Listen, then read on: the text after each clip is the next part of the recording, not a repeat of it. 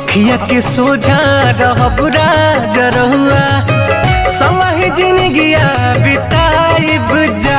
परदेसवा में होला परेशानी अपना धनिया के बात तहनी महानी मुँह